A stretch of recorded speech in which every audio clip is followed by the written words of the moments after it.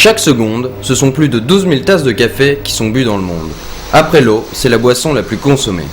Alors, quelles sont les vertus réelles du café? Et plus particulièrement de la caféine, la molécule stimulante qu'il contient. 1 à 4 tasses par jour, ça veut dire 100 à 400 mg par jour, sont très bénéfiques pour l'organisme. Donc un effet pour augmenter l'attention, la mémoire, contre la douleur, la vigilance et certainement, ça reste à confirmer, mais il y a beaucoup d'arguments déjà, ça provient de certaines maladies neurodégénératives comme la maladie de Parkinson et la maladie d'Alzheimer et certains cancers. Si on dépasse 4 tasses, là on va tomber dans des effets inverses qui risquent au contraire de détériorer l'état de la vigilance et rentrer la personne dans une espèce de surconsommation. En France, 90% des adultes boivent en moyenne 2 à 3 tasses de café par jour. Dans votre vie professionnelle, il améliorera votre attention et votre mémorisation. Il est donc utile d'en boire intelligemment avant un entretien ou un examen.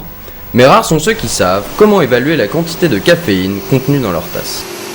Entre un Arabica et un Robusta, par exemple, le Robusta contient 2 à 3 fois plus de caféine qu'un Arabica. Donc si on va boire un café, par exemple, le soir, on va privilégier plutôt un 100% Arabica, voire une pure origine, où on a repéré que, par exemple, la Kenya ou un Moka d'Éthiopie ont des plus faibles teneurs en caféine, par exemple. Et ça dépend aussi de la mode de préparation.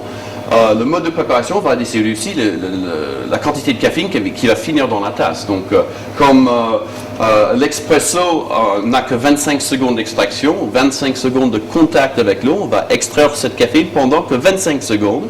Et donc, on va avoir effectivement moins de caféine dans une tasse expresso que dans un café filtre qui est infusé 4 à 6 minutes dans une cafetière classique. Universel et convivial, le café est avant tout apprécié pour son arôme. Alors n'en abusez pas, et au-delà de 4 tasses, privilégiez le décaféiné.